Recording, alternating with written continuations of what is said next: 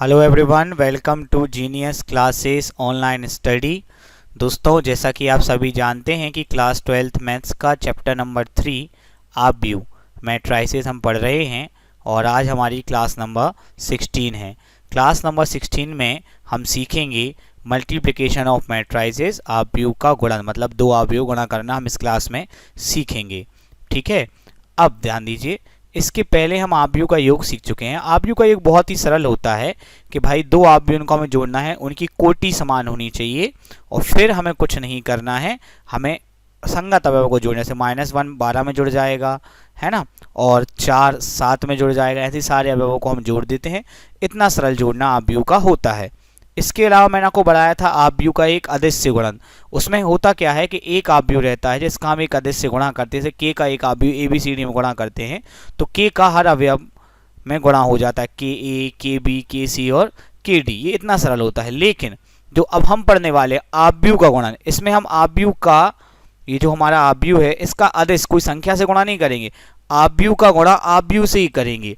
ये आव्यूह का अदिश से गुणन या आव्यूह के योग की तरह इतना सरल नहीं होता है और कई लोगों पे ये नहीं बनता है। जबकि अगर अब आव्यूह को हमें आगे पढ़ना है तो हमें इसी चीज़ को बहुत ध्यान से सीखना होगा और बहुत सारी इसकी प्रैक्टिस करनी होगी, बिकॉज अब आगे जाके आव्यूह सब कुछ दो आव्यूह गुणन पर ही निर्भर करता है। तो चलिए सबसे पहले जान लेते हैं कि आव्यूह गुणन की क्या आवश्यकता है। जैसे मैंने आपको योग की आवश्यकता बताई थी, अदिश गुणन की आवश्यकता बताई थी, यहाँ तक कि मैंने आपको आव्यूह की अवधारणा ही बताई थी कि आव्यूह की आवश्यकता क्यों पड़ी। तो अब हम अगले उदाहरण जान लेते हैं कि आव्यूह की गुणन की क्या आवश्यकता है या आव्यूह गुणन किस प्रकार से अस्तित्व में आया। दोस्तों, अब इस उदाहरण पर गौर कीजिएगा। राम 3 रजिस्टर और 5 पेन खरीदना चाहता है, ठीक है, और श्याम 2 रजिस्टर और 4 पेन खरीदना चाहता है, ठीक है। अब हम क्या करेंगे, ये जो हमें आंकड़े दिए हैं इनको हम आव्यूह के रूप में लिखेंगे। तो आव्यूह रूप बनाने के लिए मैं यहाँ पे लिख रहा हूँ राम, यहाँ पे श्याम, यहाँ पे रजिस्टर लिखूंगा और यहाँ पे 5 पेन लिखूंगा, ठीक है। अब राम जो है वो खरीदना चाहता है 3 रजिस्टर और 5 पेन, ये मैंने प्रविष्टि यहाँ भर दी, और श्याम जो है वो 2 रजिस्टर और 4 पेन। तो ये हमारा एक आव्यूह बन गया जिसमें हमने लिख लिया कि राम और श्याम क्या क्या और कितना कितना खरीदना चाहते हैं। इस आव्यूह का नाम हमने ए रख दिया, ठीक है। आगे बढ़ते हैं। अब किसी स्टेशनरी की दुकान पर एक रजिस्टर का मूल्य है 50 रुपये और एक पेन का मूल्य है 10 रुपये, ठीक है। अब आपको ध्यान देना है, ये जो प्राइस हैं इनको भी हम एक आव्यूह के रूप में लिखेंगे। इस आव्यूह का नाम बी रख लेंगे, क्योंकि हमने इस वाले आव्यूह का नाम ए रखा था इसलिए इसका नाम हम बी रख ले रहे।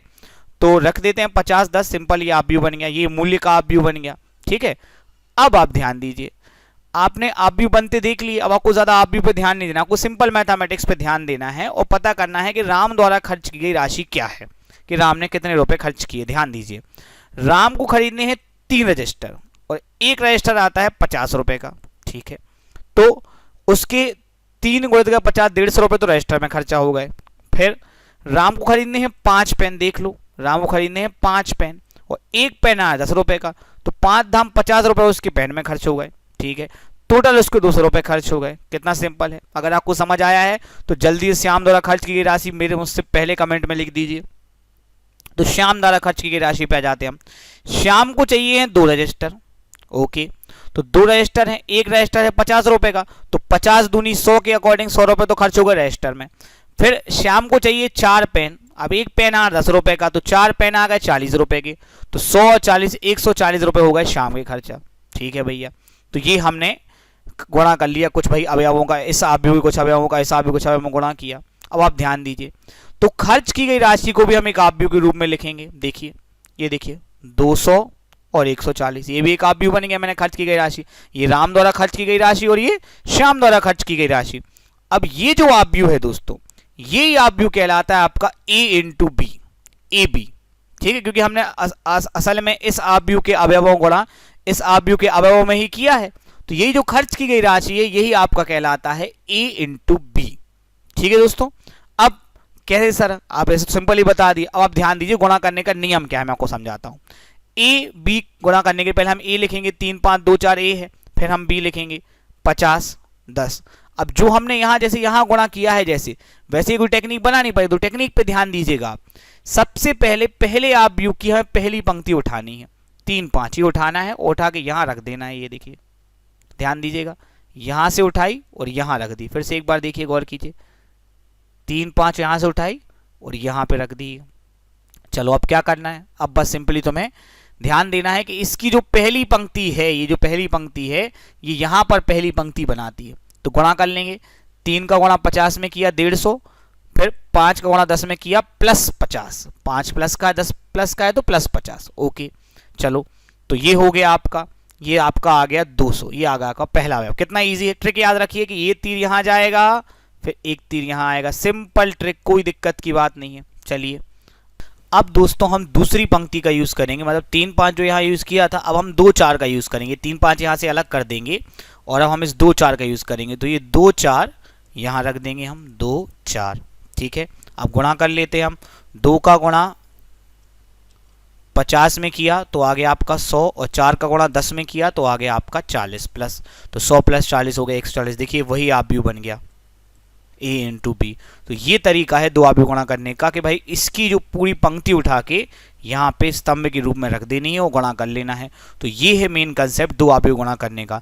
अलग अलग तरीके से लोग बताते हैं, पर जो मैं तरीका आपको बता रहा हूँ बहुत सरल है। जितनी प्रैक्टिस आप करेंगे उतना आप आगे बढ़ेंगे, और प्रैक्टिस बहुत ज़रूरी है। बिना प्रैक्टिस को तो ये समझ लो कि अगर 1-2 क्वेश्चन करे तो सब खराब हो जाएगा। नहीं, अपन को 15-20 क्वेश्चंस करने हैं और हर क्वेश्चन को पहले करना है फिर आंसर मिलाना है कि भाई हमारा सही आ रहा है। अगर एक भी आप गलत हो दिक्कत होगी। तो बहुत छोटा क्वेश्चन है। चलिए अब कुछ और उदाहरण देखते हैं अच्छे समझ पाएँ। अब एक और उदाहरण देख रहे हैं जिसमें a एक आव्यूह है जिसकी कोटि 3/3 है और b एक आव्यूह जिसकी कोटि 3/2 है। इन दोनों का हम गुणा कर रहे हैं। ये दोनों काफ़ी बड़े आव्यूह हैं तो गुणनफल में आपको ज़्यादा चीज़ें सीखने को मिलेंगी। यहाँ पर हम निकाल रहे हैं a इंटू बी। ये आपका आव्यूह a है, ये आपका b है, ठीक है। इन दोनों का हम गुणा करेंगे और इनके गुणनफल से जो आव्यूह बनेगा वो हम यहाँ पर लिखेंगे, ठीक है। तो सबसे पहले ये हमारी पहली पंक्ति है, इसको ध्यान दीजिएगा।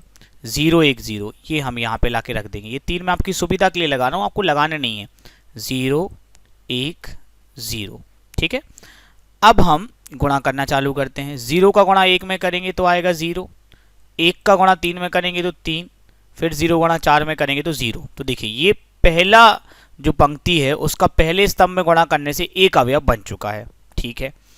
अब हम क्या करेंगे कि 0 का गुणा इस स्तंभ में हो चुका है, ठीक है। अब हम अगले स्तंभ में गुणा करेंगे तो 0 का गुणा करेंगे 2 में, ठीक है, तो 0 आ जाएगा। फिर 1 का गुणा 0 में तो 0 आ जाएगा। फिर 0 का गुणा 1 में तो 0 आ जाएगा, ठीक है। तो इस प्रकार से जो पहली पंक्ति है इसने यहां पर पहली पंक्ति बना ली है इसके स्तंभों से गुणा करके। तो पहले आव्यूह की पंक्तियां और दूसरे आव्यूह के स्तंभों का गुणा होता है, ठीक है। चलो अब आगे बढ़ते हैं। दूसरी पंक्ति है आपकी 0 2 1, तो 0 2 1 गुणा करेंगे बेटा। 0 का 1 में गुणा किया तो आ गया आपका 0, 2 का 3 में गुणा किया तो आ गया 6, 1 का 4 में गुणा किया तो आ गया आपका 4, ठीक है। चलो ये गुणा हो गया आपका। अब करना है हमें इसी जो 0 2 1 है इसका दूसरे स्तंभ में गुणा करेंगे। तो 0 का 2 में गुणा किया तो 0 आ गया, 2 का 0 में गुणा किया तो 0 आ गया, 1 का गुणा 1 में किया तो 1 आ गया, ठीक है। अब अगली बारी, अब उठाएंगे ये पंक्ति 2 3 0 2 3 0, ठीक है। तो 2 का गुणा 1 में कर दिया तो 2 आ गया, 3 का गुणा 3 में कर दिया तो 3 त्रिका 9, और 0 का गुणा 4 में किया तो 0 का 4 में गुणा 0 आ गया, ठीक है। चलो ये हो गया। अब 2 का गुणा होगा 2 में, ठीक है, 2 दूनी 4, 3 का गुणा 0 में 0 और 0 का गुणा 1 में 0। ये हो गया आपका गुणा। अब हम इस आव्यूह को सरल कर लेंगे ताकि हमारी ए बी की वैल्यू आ सके, ठीक है। 0 + 3 + 0 आपका 3 हो गया। यहाँ पे 0 + 0 + 0 0 हो गया। 6 + 4 10, यहाँ 1 है। 2 + 9 11, 4 + 0 + 0 4 हो गया। ये हमारी ए बी की वैल्यू आ गई, ठीक है दोस्तों।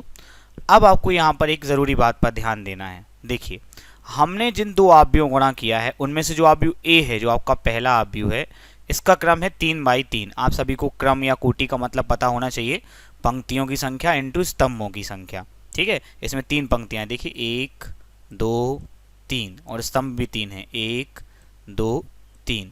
तो इस तरीके से इसका जो क्रम है वो 3/3 है। अब अगला आप जो बी है इसका क्रम देखिए, इसमें 3 पंक्तियां हैं, 1 2 3 और स्तंभ 2 हैं, 1 2, तो इसका क्रम हुआ 3/2।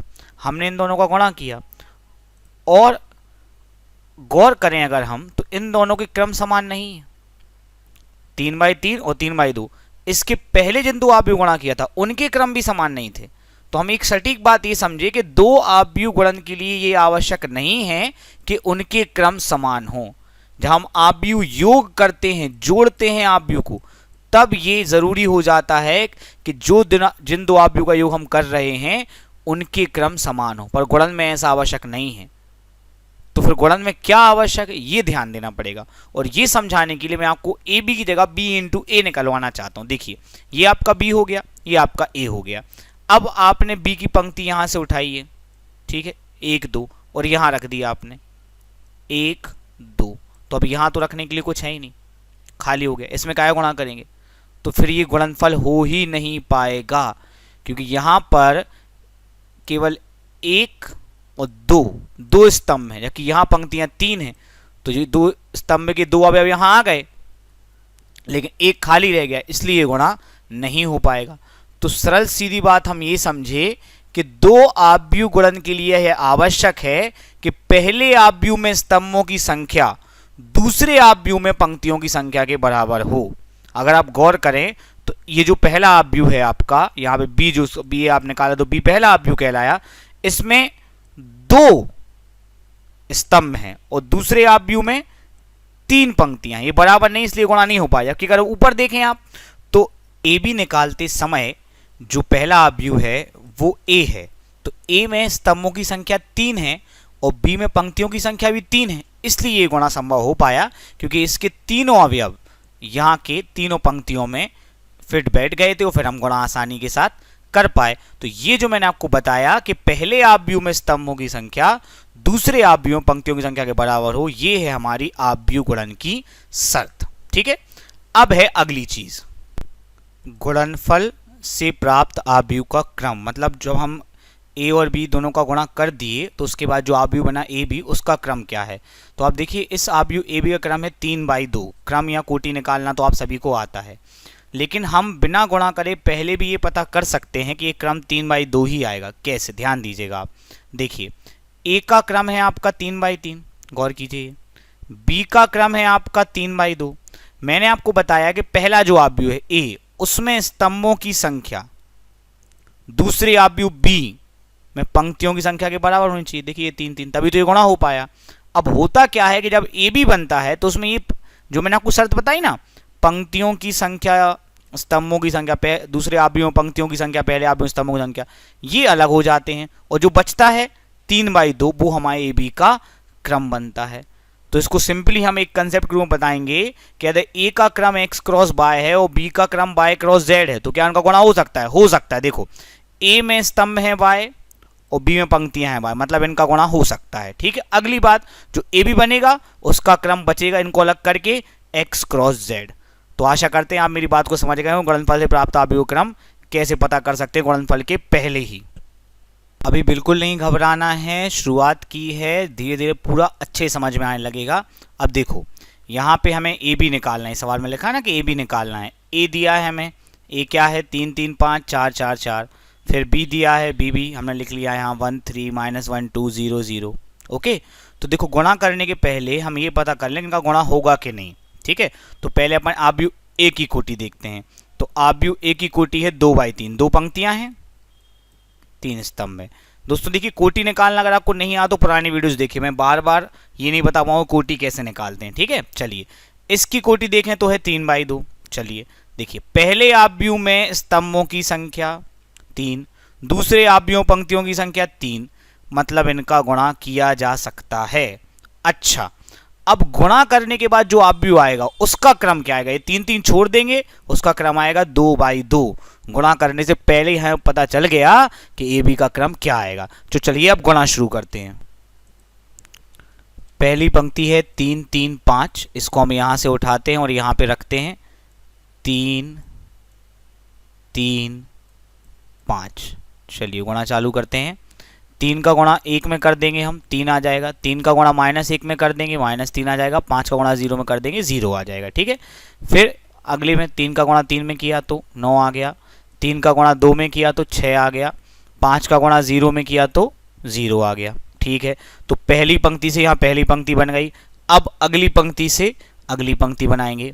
अगली पंक्ति ये रही भैया 4 4 4, यहाँ मैंने लिख दिया 4 4 4, गुणा करेंगे।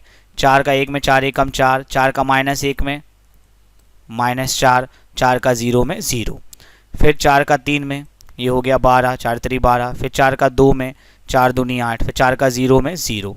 ठीक है, इसको सरल कर लेते हैं। देखिए 3 में से 3 गए 0, ओके। 9 और 6 15, 4 में से 4 गए 0, और 12 और 8 20। ये हमारा आंसर आ गया ए बी का। अगर अब आप ध्यान से देखें तो आव्यूह ए बी जो हमने निकाला है इसमें 2 पंक्तियां हैं, ठीक है, और 2 ही स्तंभ हैं, तो इसका क्रम हुआ 2 बाई 2, जो मैंने आपको पहले ही बता दिया था। तो हमारी ट्रिक एकदम क्लियर है कि अगर हमारे पास ए है और बी है तो और ए बी का गुणनफल संभव है तो पहले से ही हम ए बी का क्रम पता कर लीजिए, उन्हें पता कर लिया। अब अगली बात, ज़रूरी बात, क्या हम इसी सवाल में b इंटू ए निकाल सकते हैं? पिछली बार तो नहीं निकला था, पर क्या इस सवाल में निकाल सकते हैं? देखते हैं। b इंटू ए निकालना तो पहला आव्यूह बन जाएगा b, जो मैंने लिख दिया यहाँ पे, और दूसरा आव्यूह बन जाएगा a। अब b का क्रम है 3 बाई 2, a का क्रम है 2 बाई 3, तो पहले आव्यूह मतलब b में स्तंभों की संख्या है 2, दूसरे आव्यूह में पंक्तियों की संख्या 2। तो पहले आव्यूह में स्तंभों की संख्या और दूसरे आव्यूह में पंक्तियों की संख्या बराबर है, मतलब ये गुणनफल संभव है, हो जाएगा। और हो जाने के बाद भी ये जो निकलेगा उसका क्रम क्या होगा? इनको छोड़ देंगे अपन, क्या बचा? 3 बाई 3, तो इसकी कोटि इसका क्रम हो जाएगा 3 बाई 3। तो अब हम शुरू करते हैं गुणा। देखिए इसकी पहली पंक्ति 1 3 उठा के यहाँ रख दी, 1 3 गुणा करते हैं। 1 का 3 में गुणा किया 3, 3 का 4 में गुणा किया 3 चौके 12, ओके। चलिए अगला अवयव निकाल लेते हैं। 1 का 3 में गुणा किया 3, 3 का 4 में गुणा किया 3 चौके 12। चलिए अगला अवयव निकाल लेते हैं। 1 का 5 में गुणा किया 5 और 3 चौके 12। अब बनाते हैं हम दूसरी पंक्ति। देखो इसकी दूसरी पंक्ति है -1 2, यहाँ पे रख दिया अपन ने -1 2। अब गुणा करते हैं अपन बढ़िया आराम से। -1 का 3 में -3 और 2 चौके 8, ठीक है। फिर -1 का 3 में -3, 2 चौके 8। फिर -1 का 5 में -5, 2 चौके 8, ठीक है। चलो अब अगली पंक्ति बनाते हैं। तो पहले आव्यूह की तीसरी पंक्ति है 0 0, ठीक है, इसको यहाँ हम रख देंगे 0 0। अब ये गुणा बहुत बढ़िया है भैया, 0 का गुणा 3 में करोगे तो 0 ही आएगा, 0 गुणा 4 में करोगे तो 0 आएगा, फिर वही 0 प्लस 0, वही 0 प्लस 0। ये बड़ा इजी गुणा है, ठीक है। अब इसको हम सरल कर लेते हैं। देखिए 12 और 3 हो गए आपके 15, ये भी 12 3 15, और 12 और 5 17। 8 माइनस 3 हो गए 5, 8 माइनस 3 5, और 8 माइनस 5 हो गए आपके 3, और ये तो भाई 0 प्लस 0 0 0 0, ठीक है। तो ये हमारा बी ए निकाला है। गौर करें तो इसमें 3 पंक्तियां हैं, 1 2 3, 3 स्तंभ हैं, 1 2 3, तो इसका क्रम क्या हुआ? 3 बाई 3, जो मैंने आपको पहले ही बता दिया था। तो ये अपने ए बी की वैल्यू भी आ गई और बी ए की वैल्यू भी आ गई। अब 2 ज़रूरी बातें, इन बातों पे ध्यान दीजिएगा। देखिए आव्यूह जो है क्वेश्चन सब पे बनते हैं, पर कंसेप्ट बहुत लोगों के बहुत वीक होते हैं, इसलिए कॉम्पिटेटिव एग्जाम में क्वेश्चन बनता नहीं है। तो आप ध्यान दीजिएगा। पहली बात, ए बी और बी ए बराबर नहीं आए हैं, ठीक है, अलग अलग है। देखो यार ये कितना छोटा 2 बाई 2 का है और ये 3 बाई 3 का। अवयव भी बराबर नहीं है, क्योंकि आव्यूह तो बराबर तभी होते हैं जब अवयव भी बराबर हो, क्रम भी बराबर हो।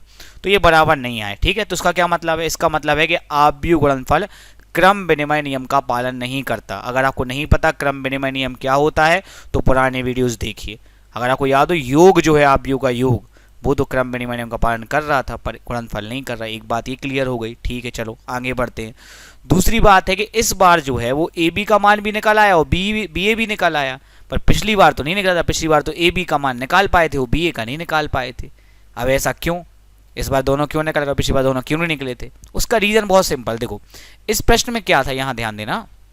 इस प्रश्न में ए का क्रम है 2 क्रॉस 3, ठीक है, और बी का है 3 क्रॉस 2, तो ये उल्टे हैं, 2 क्रॉस 3 3 क्रॉस 2, 2 3 3 2, ठीक है, रिवर्स क्रम है। इसलिए क्या हुआ कि भाई ये 3 3 अलग हो गए और ए बी का क्रम 2 क्रॉस 2 आ गया। ऐसे बी ए निकालते समय क्या हुआ भैया बी ए निकालते समय ये दो दो अलग हो गए और बी ए का क्रम आ गया आपका 3 क्रॉस 3। तो ये रिवर्स होने के कारण कि भाई ये 2 3 और ये 3 2 होने के कारण आपका ए बी भी निकल आया और बी ए भी निकल आया। अब पिछले प्रश्न में क्या था कि ये क्रम रिवर्स नहीं थे, ए का क्रम था आपका 3 क्रॉस 3 और बी का क्रम था 3 क्रॉस 2। रिवर्स कैसे होते हैं कि भाई अगर एक का m क्रॉस n है तो दूसरे का होना चाहिए n क्रॉस m। ऐसे में ए भी निकल आता है और बी ए भी, पर यहाँ ऐसा है नहीं इसलिए ए भी निकला। क्यों? 3 3 अलग हो गया था भैया, तो ए भी निकल आया और बी ए क्यों नहीं निकल पाया? क्योंकि यहाँ पहले आव्यूह में स्तंभों की संख्या 2 थी और दूसरे आव्यूह की संख्या 3 थी, तो भाई गुणा ही नहीं हो पाया। तो ए बी और बी ए तभी निकलते हैं दोनों जब क्रम रिवर्स हो, मतलब एक का m क्रॉस n रूप में हो तो दूसरे का n क्रॉस m रूप में हो। तो इसी कंसेप्ट पर अभी कॉम्पिटिटिव एग्जाम को क्वेश्चन आप देख लेते हैं। क्वेश्चन आपके सामने लिखा है, अगर जवाब बन रहा है तो कमेंट आंसर में लिख दो, वरना ध्यान दो। आव्यूह ए का क्रम दिया है m क्रॉस n, ठीक है, और बी एक ऐसा आव्यूह है कि ए बी भी निकल आता है और बी ए भी निकल आता है। तो बताइए बी का क्रम क्या होगा? अभी मैंने आपको बताया था कि अगर ए बी और बी ए दोनों निकल आए इसका मतलब ए और बी क्रम रिवर्स होंगे, मतलब अगर ए का क्रम m क्रॉस n है तो बी का क्रम n क्रॉस m होगा, तभी ए बी निकलेगा। मैंने अभी आपको बताया, तो इसका सही जवाब हो जाएगा कि बी का क्रम होगा आपका n क्रॉस m। तो ये बहुत छोटी सी बात है दोस्तों, लेकिन आपके जितने फ्रेंड्स ने आप भी पढ़ लिया आप उनसे एक बार जरूर पूछिएगा क्या उन पे इस क्वेश्चन बनता है, क्योंकि क्वेश्चन करना आप भी में आसान है पर क्वेश्चन को समझना और उसको इस तरीके से समझना है कॉम्पिटिटिव एग्जाम में क्वेश्चन बने वो बहुत मुश्किल है। अगर हम देख लें यहाँ पे हमने बी का क्रम n क्रॉस m है, n अलग हो जाएंगे तो ए बी का क्रम आएगा आपका m क्रॉस n। ऐसे बी ए निकालें अगर हम तो बी का क्रम n क्रॉस m, ए का m क्रॉस n, तो भैया फिर यहाँ पे वही m और m आपके अलग हो जाएंगे और बी ए का क्रम आएगा आपका n क्रॉस n।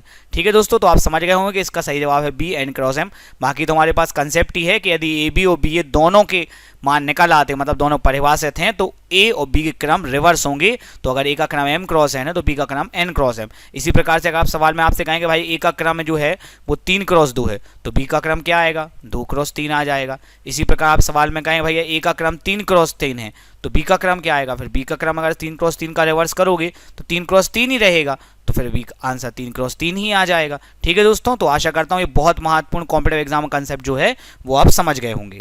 अब इसके बाद दोस्तों आपको एनसीईआरटी की बुक में जो एग्जाम्पल नंबर 13 दिया है वो करना है। इसमें एक आव्यूह ए दिया है और एक आव्यूह वी दिया है जैसे पिछले सवाल में दिया था, और ए बी और बी ए हमें ज्ञात करना है। चूँकि एग्जाम्पल से सॉल्यूशन भी आपके पास होगा और इसमें आपको दर्शाना है कि ए बी और बी ए बराबर नहीं है जैसे हमने पिछले सवाल में दर्शाया था।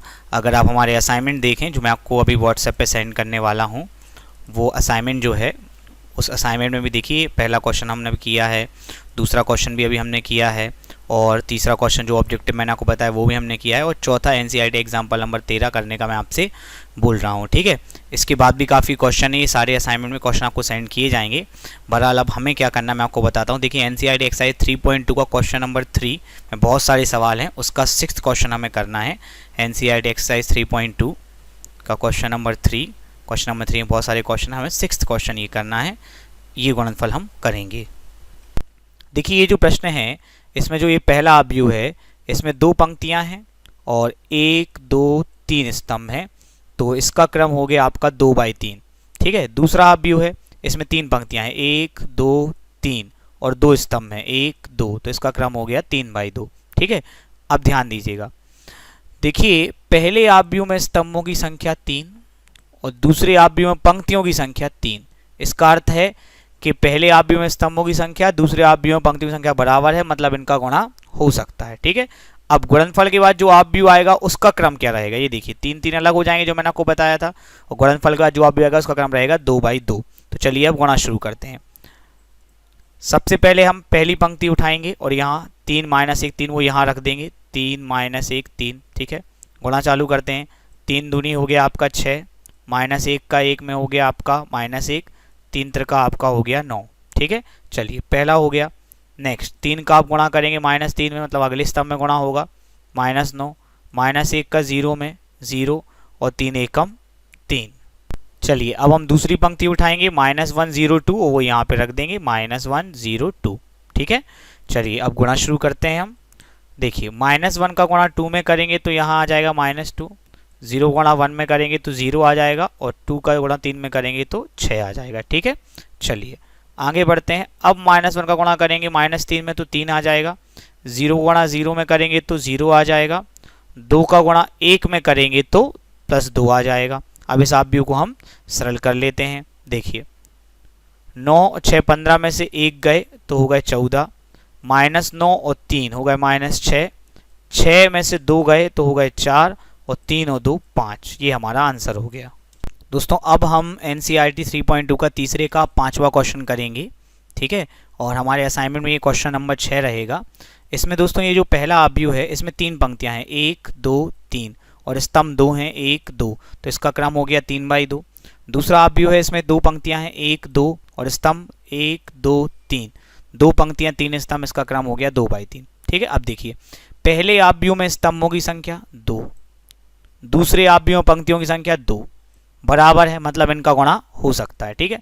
अब गुणा के बाद जो ऑब्यू आएगा, 2 से 2 मैंने कहा था कि भाई अब अलग कर दीजिएगा, जो बचा 3/3, तो गुणा के बाद जो ऑब्यू आएगा वो 3/3 क्रम का रहेगा। तो चलिए अब गुणन शुरू करते हैं।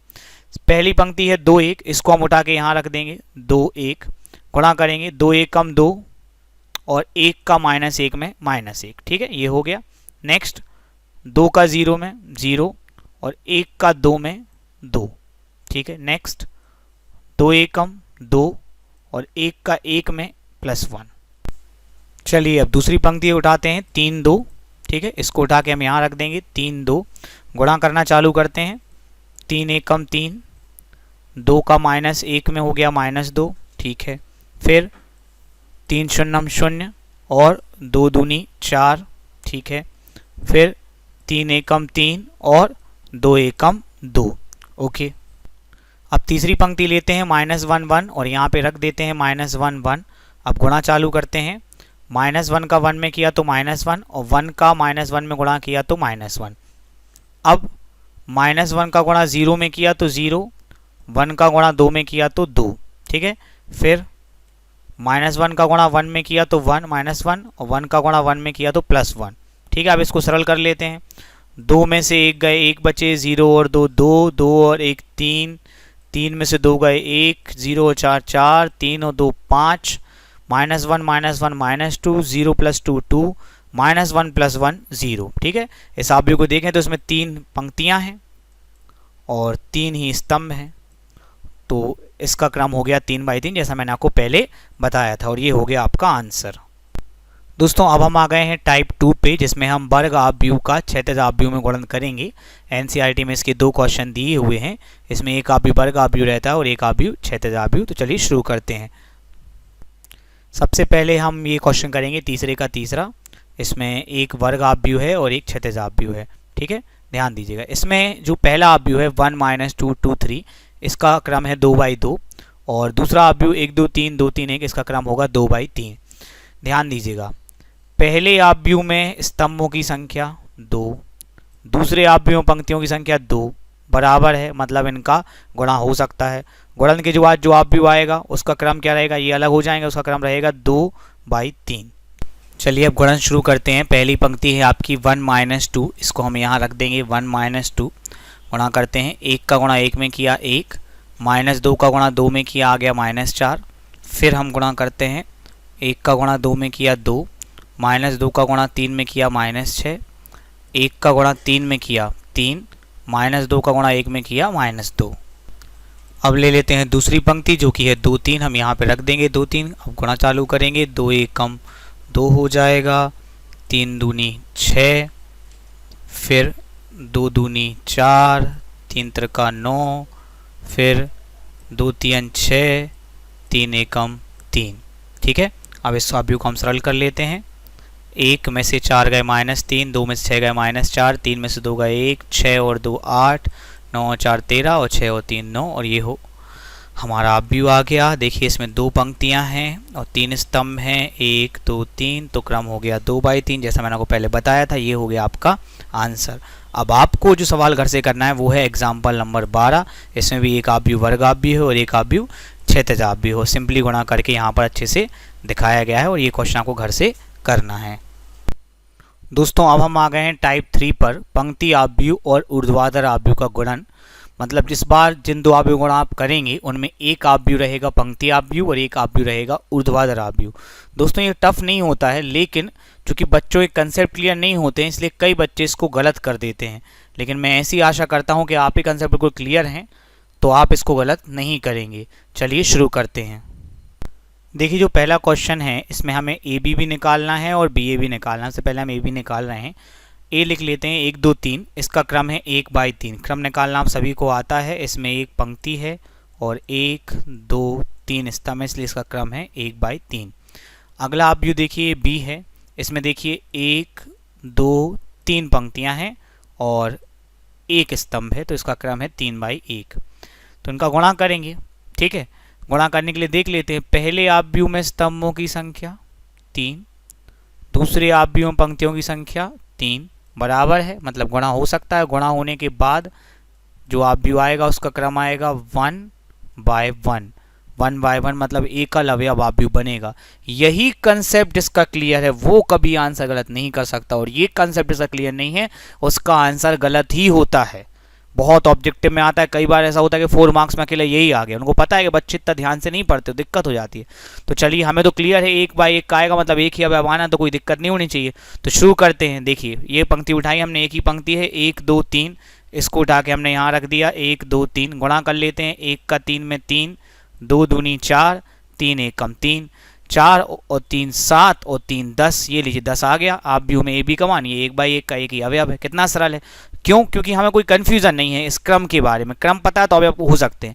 अब इससे भी बड़ी चीज, इससे महत्वपूर्ण चीज, बी इंटू ए। ध्यान देना, ये तुम्हारा बी है 3/1, ये तुम्हारा ए है 1/3। इसमें क्या होगा कि देखो ये इस पहले आप व्यू में स्तंभों की संख्या 1, दूसरे आप व्यू में पंक्तियों की संख्या 1, गुणा तो हो जाएगा। ठीक है, एक एक अलग हो गए। अब जो बचेगा, जो गुणनफल आएगा वो कितने बाई कितने का आएगा? 3/3 का।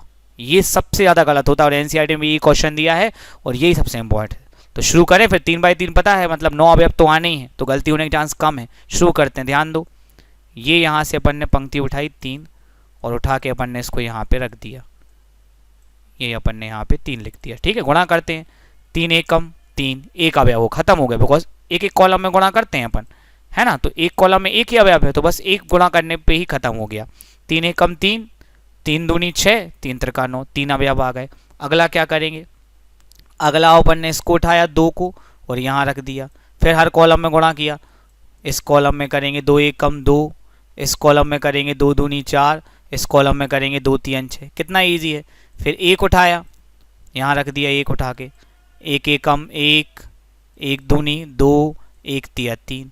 तो नॉर्मली लोग तो क्या करते, लोग ये जोड़ देते हैं तो गलत हो जाता है। तो अगर आपको ये पहले से पता है क्रम क्या है, जो अपना आंसर आने वाला है, तो मेरे ख्याल से आप गलती नहीं करेंगे। फिर आपको बहुत सारी प्रैक्टिस भी चाहिए ताकि आपसे गलती ना हो। प्रैक्टिस के लिए आपको मैं बता दूं कि आपको ये जो एनसीईआरटी की बुक 3.2 का तीसरे में बहुत सारे सवाल दिए, उसमें से ये क्वेश्चन नंबर 2 आपको करना है। ये भी देखिए आप, ये वाला जो आप व्यू है इसका क्रम है आपका 3/1 और इसका क्रम है 1/3।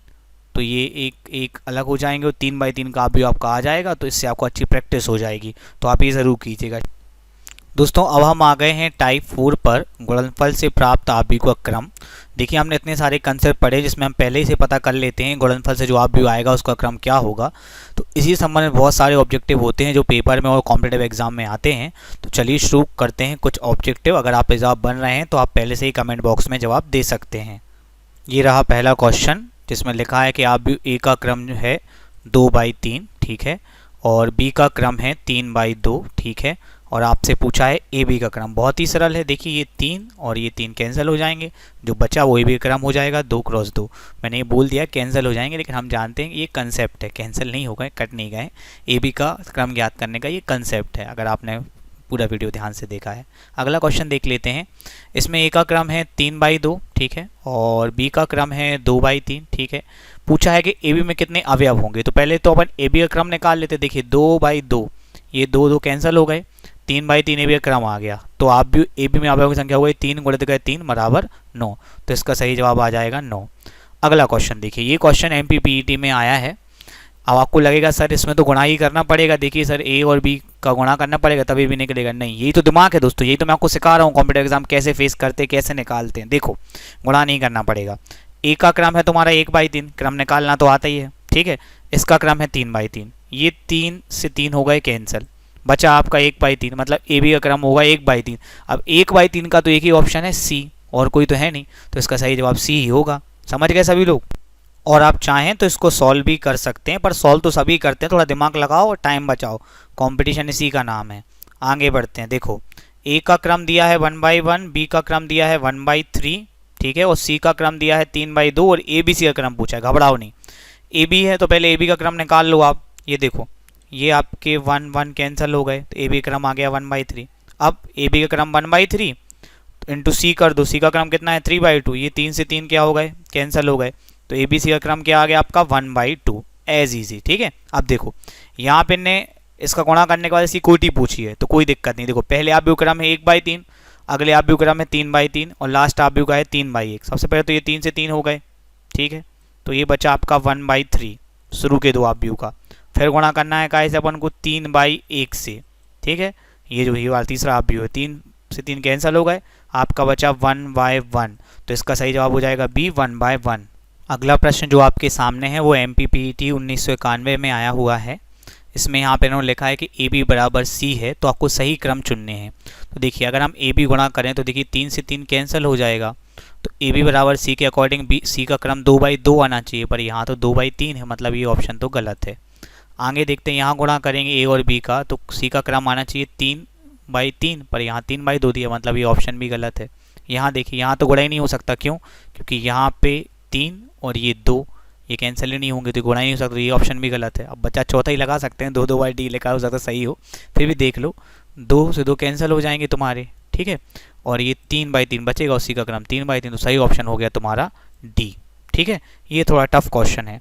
आखिरी क्वेश्चन और ये सबसे टफ माना जाता है दोस्तों, बहुत ध्यान दीजिएगा, किसी पे नहीं बनता, क्योंकि अभी तक क्या है कि आपको ए और बी दोनों का क्रम देते हैं और सी का, तो आप सिंपल ट्रिक से निकाल लेते हैं, दिमाग ज़्यादा लगाना नहीं पड़ता, पर ये है क्वेश्चन धांसू, ध्यान देना।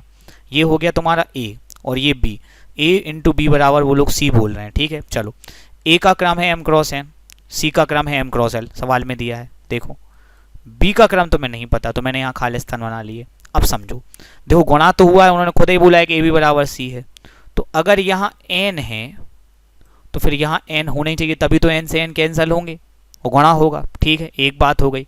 चलो तो जब n से n कैंसिल होंगे तो जो बचेगा वो बचेगा m×l बचा है, मतलब यहाँ पे l होना ही पड़ेगा, तभी तो n से n कैंसिल होने के बाद m×l आएगा।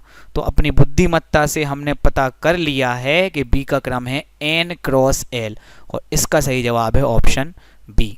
ठीक है दोस्तों, अब बहुत सारा टाइम हो गया, बहुत बड़ी क्लास हो गई है, इसलिए आज के लिए इतना ही। आप सभी का बहुत बहुत धन्यवाद जो आपने क्लास अटेंड की, पर अभी गुणनफल का टॉपिक ख़त्म नहीं हुआ है, कल की क्लास में हम इसको आगे पढ़ेंगे, और जो असाइनमेंट भेजें बेटा उसको ज़रूर ज़रूर ज़रूर कर लेना, बहुत ज़रूरी। अगर प्रैक्टिस नहीं करोगे तो बहुत पिछड़ जाओगे आप भी में, अब गुणनफल ही सब कुछ है, तो जम के प्रैक्टिस करना दोस्तों, पढ़ाई करना। मिलते हैं आपसे अगले वीडियो में, थैंक यू।